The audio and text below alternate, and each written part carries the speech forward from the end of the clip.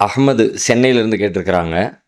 பணம் அல்லது சொத்து மோசடி செய்த என் இரத்த உறவினரை ஜமாத்து மூலம் தீர்வு காண முடியாத நிலையில் போலீசிடம் சென்று புகார் செய்யாமலோ நீதிமன்றத்திற்கு சென்று நீதியை பெறாமலோ எல்லாவற்றையும் மறந்து இறைவன் பார்த்து கொள்வான் என்று நினைத்து அவர்களிடம் உறவுகளை பேணி வாழ வேண்டுமா? அவ்வாறு செய்யாவிட்டால் நான் அல்லாஹ்விடம் குற்றம் பிடிக்கப்படுவேனா அல்லது இதற்கு என்ன தீர்வு அப்படின்னு சொல்லி கேட்குறாங்க. நமக்கு மோசடியோ குற்றங்களோ செஞ்ச ஒருத்தவங்களை அவங்க அந்த உறவுகளை நாம் சேர்ந்து தான் வாழணும், அவங்கள்ட்ட நீதி நியாயத்தை கேட்கக்கூடாது அப்படியெல்லாம் மார்க்கத்தில் சொல்லப்படவே இல்லை. ஏராளமான செய்திகளை ரசூலுல்லாஹ்வுடைய வாழ்க்கையில் நீங்கள் பார்க்கலாம். அவங்க ரெண்டு பேருக்கு மத்தியில் நிகழ்ந்த சங்கடங்களை, சண்டைகளை, மோசடிகளை, வழக்குகளை நபி ஸல்லல்லாஹு அலைஹி வஸல்லம் அவங்க சரி செஞ்சு வச்சாங்க, இடையில தலையிட்டு அதை தீர்த்து வச்சாங்க, சம்மந்தப்பட்டவங்களுக்கு நீதி வாங்கி கொடுத்தாங்க. ஒரு யூதரும் ஒரு முஸ்லீம் ஒரு யூதரை அடிச்சிடுறாரு ஒரு சந்தையில் வச்சு. நபிகளார் இடத்துல வழக்கு வருகிறது. ரெண்டு பேருடைய வழக்கையும் கேட்டு விசாரித்து முகமது நபியை விட மூசா நபியை ரொம்ப சிறப்பாக சொன்னதுனால முஸ்லீம் கோவப்பட்டு அடிச்சிட்டாருங்கிற செய்தியை கேள்விப்பட்ட உடனே அங்கே ரசூலுல்லாஹ் நீதி வழங்குறாங்க. இப்படியெல்லாம் நடந்து கொள்ளாதீங்க, மூசாவை ரொம்ப தாழ்வாக நீங்கள் நினச்சிடாதீங்க, நபிமார்களுக்கு இடையில் நீங்கள் பாரபட்சம் காட்டாதீங்க, லா துஹய்யிரூனி பி மூசாவை விட என்ன நீ ரொம்ப உயர்ந்தவர் அப்படின்னு நீங்கள் சொல்லாதீங்க. நாளை மறுமையில் எல்லா மக்களும் மயக்கமுற்று அதிலிருந்து எழுகிற நேரத்தில் நான் தான் முதலாவது எழுவேன், ஆனால் எனக்கு முந்தைய மூசா நபி எந்திரிச்சு நிற்பாங்க அப்படிலாம் ரசூல் ஸல்லல்லாஹு அலைஹி வஸல்லம் சொல்லி அவங்க ரெண்டு பேருக்கும் இடையில இருந்து அந்த கசப்புகளை சரி செஞ்சு சீர்திருத்தம் பண்ணி வச்சாங்க, இணக்கத்தை உண்டாக்குனாங்கன்னு ஹதீஸ்களை பார்க்குறோம். எத்தனையோ வழக்குகளில் அவங்களுடைய சொத்து விவகாரங்கள் சம்பந்தமாக சண்டை வருது, விவாகரத்து பிரச்சனைகள் வருது. நபி அவர்கள் அவங்கள கூப்பிட்டு பேசி அவங்களுடைய ஆதாரத்தை கேட்டு ஆதாரம் இல்லாத பொழுது சத்தியம் சொல்லி அந்த சத்தியத்தின் அடிப்படையில் ஒரு தீர்ப்பை வழங்கி ரெண்டு பேருக்கு இடையில் நீதி வழங்கினாங்க அப்படின்னு சொல்லி பார்க்குறோம்.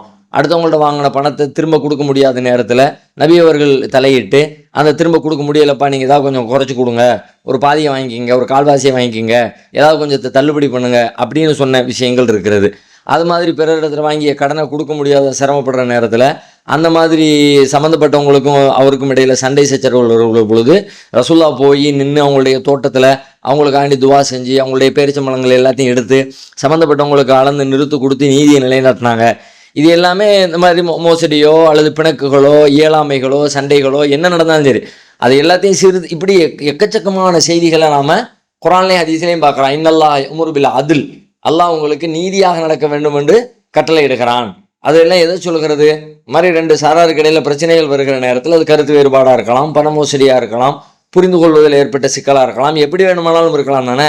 அப்போ அந்த மாதிரி முரண்பாடுகள் வருகிற நேரத்தில் அதையெல்லாம் நீதியாக நேர்மையானு ஒரு பக்கச்சார்போடு நீங்கள் நடந்து கொள்ளாதீங்க என்று சொல்லப்பட்ட செய்தி எல்லாமே நீங்கள் நீதியை பெற வேண்டும், நீதிக்காக போராட வேண்டும், நீதிக்காக வேண்டி பாடுபட வேண்டும், நீங்கள் மூன்றாவது மனிதராக இருந்தால் அந்த நீதியை நிலைநாட்டுவதற்கு முயற்சிக்க வேண்டும் என்பதை தானே இது சொல்லுது. அதனால் எல்லாத்தையும் விட்டுட்டு போங்க என்றெல்லாம் சொல்லலை. ஆனால் அதே நேரத்தில் அதுக்கு அடுத்த ஸ்டெப் ஒன்றையும் சொல்லுகிறது.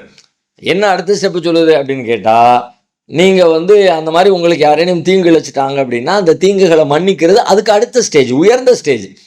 அதையெல்லாம் அள்ளி போட்டுட்டு இதுக்கு பகரமாக அல்லாஹ்விடத்துல நான் நன்மையை வாங்கிக்கிறேன் அப்படின்ற ஒரு மனநிலையை நீங்கள் உண்டாக்கிக்கிட்டீங்கன்னா அது சிறந்தது.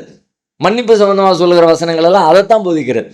மன்னிப்பு சம்பந்தமாகவும் இருக்கிறது, இப்படியே இருக்குது, ரெண்டுமே இருக்குதானே.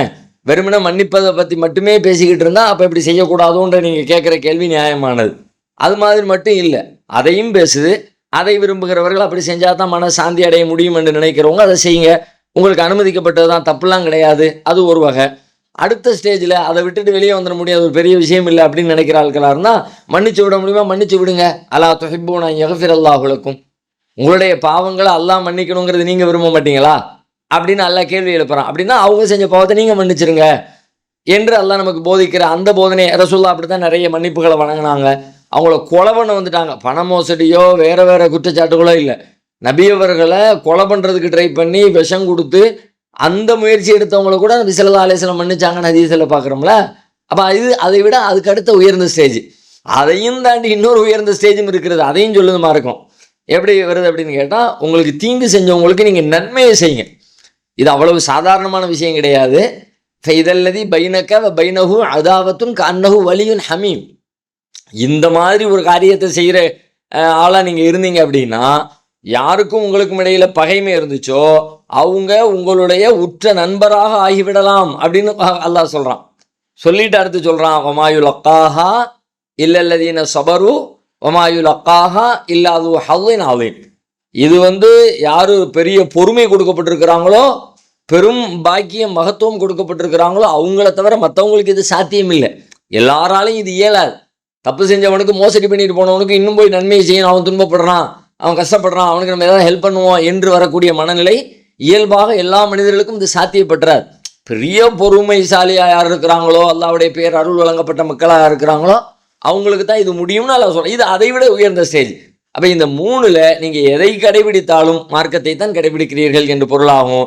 எல்லாத்தையும் விட்டுட்டு போங்க என்று அப்படி 100% கண்ண மூடிட்டு சொல்லலை.